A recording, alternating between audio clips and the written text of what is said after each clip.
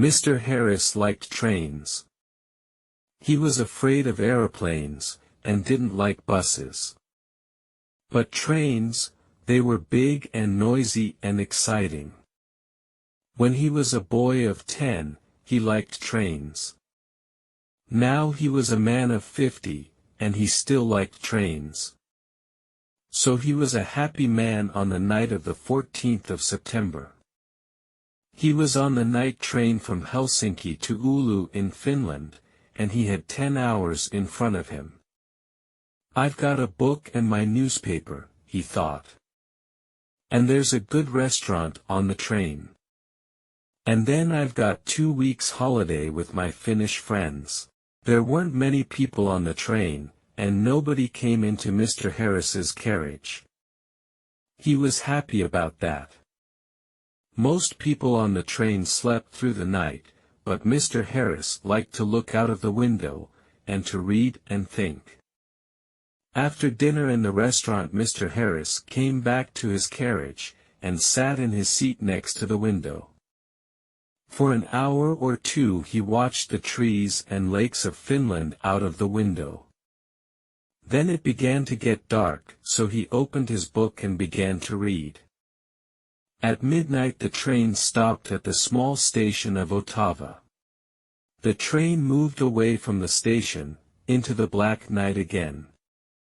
Then the door of Mr. Harris's carriage opened, and 2 people came in. A young man and a young woman.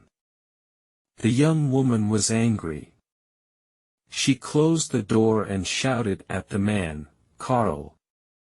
You can't do this to me." The young man laughed loudly and sat down. Mr. Harris was a small, quiet man. He wore quiet clothes, and he had a quiet voice. He did not like noisy people and loud voices. So he was not pleased.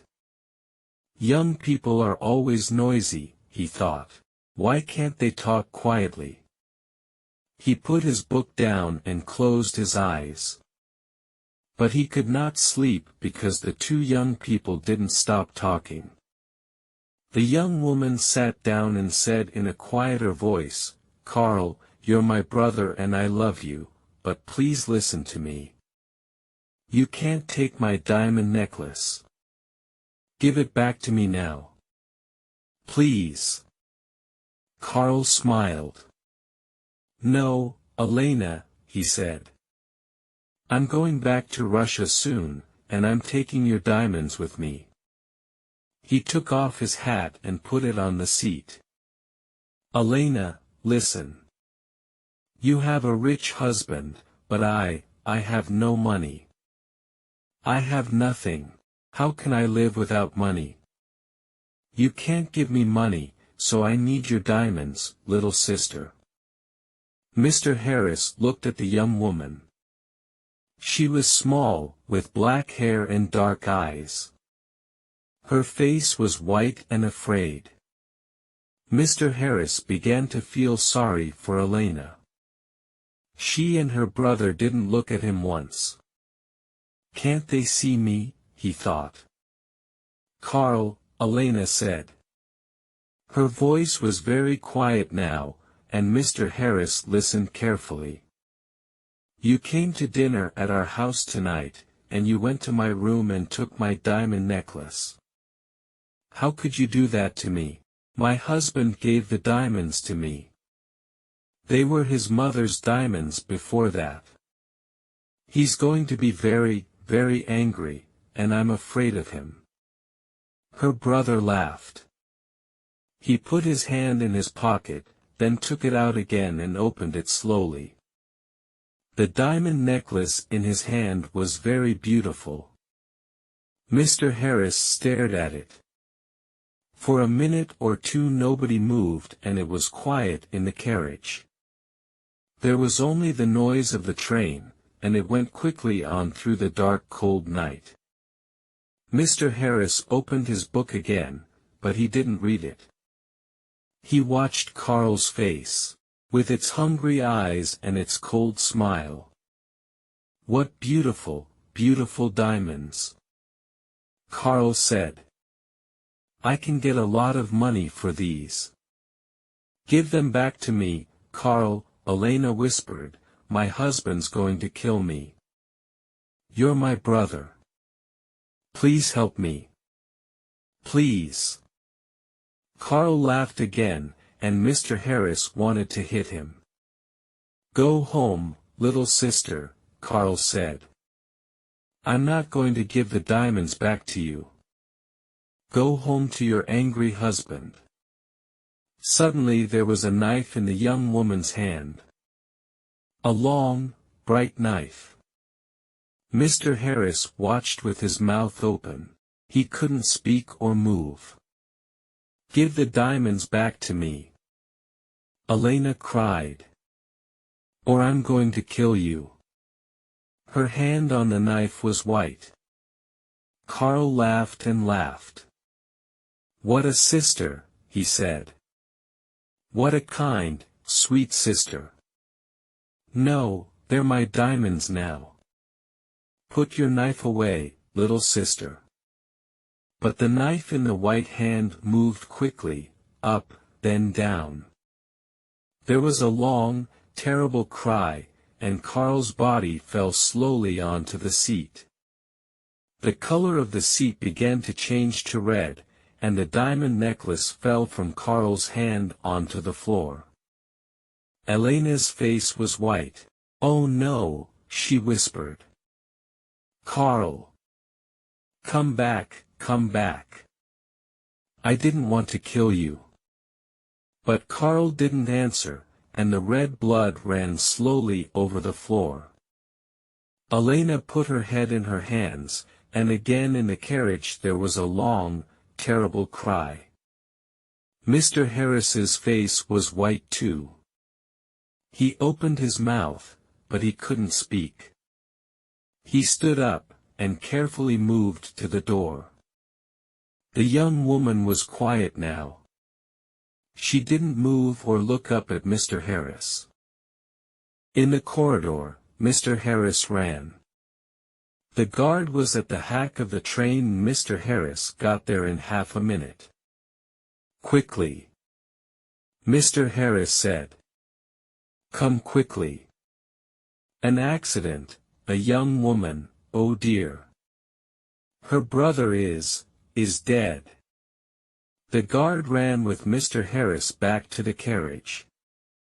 Mr. Harris opened the door and they went inside. There was no dead body of a young man. There was no young woman, no blood, no knife, no diamond necklace. Only Mr. Harris's bags and his hat and coat.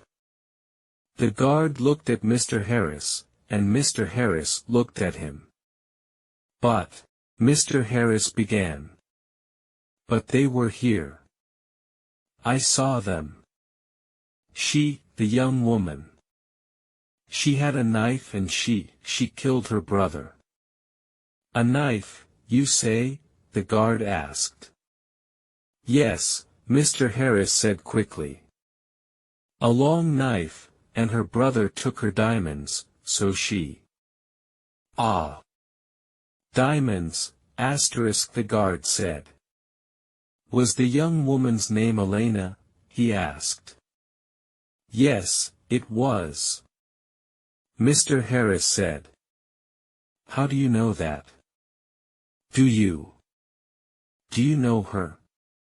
Yes, and no, the guard said slowly. He thought for a minute, then looked at Mr. Harris. Elena di Serenelli, he said. She had dark eyes and black hair. Very beautiful.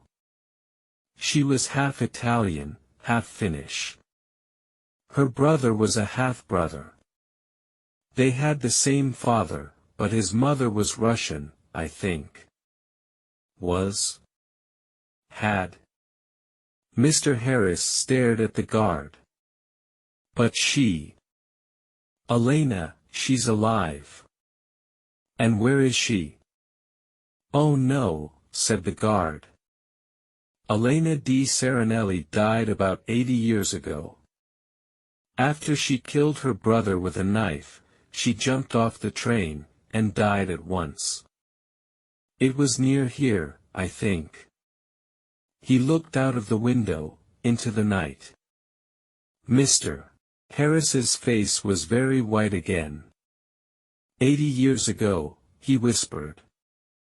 What are you saying? Where's she and her brother? But I saw them. Yes, that's right, the guard said. You saw them, but they're not alive. They're ghosts.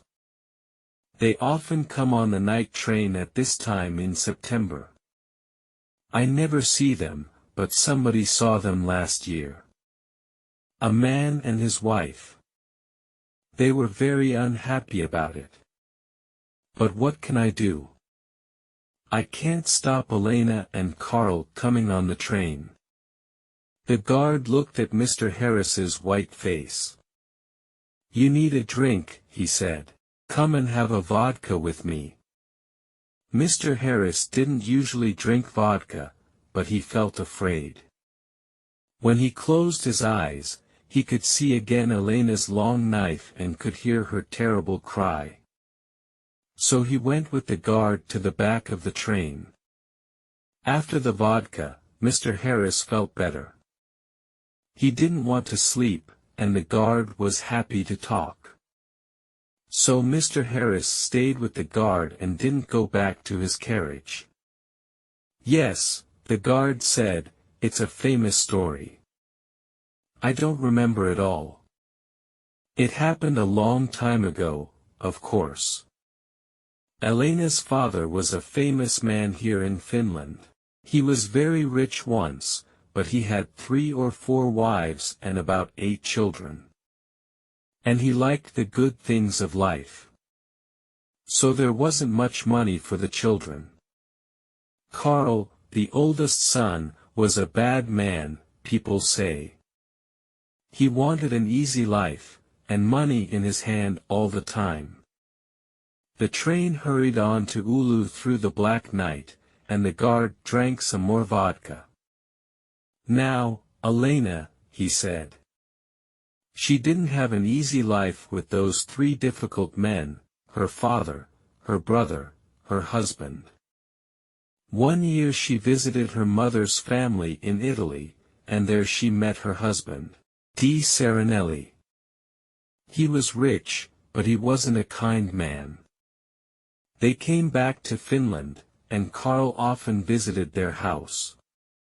He wanted money from his sister's rich husband. Elena loved her brother, and gave him some money. But Di Serenelli didn't like Carl and was angry with Elena. He stopped giving her money, and after that, well, you know the story now. Yes, Mr. Harris said. Poor, unhappy Elena. Mr. Harris stayed with his friends in Oulu for 2 weeks. They were quiet weeks, and Mr. Harris had a good holiday. But he took the bus back to Helsinki. The bus was slow, and there were a lot of people on it, but Mr. Harris was very happy. He didn't want to take the night train across Finland again.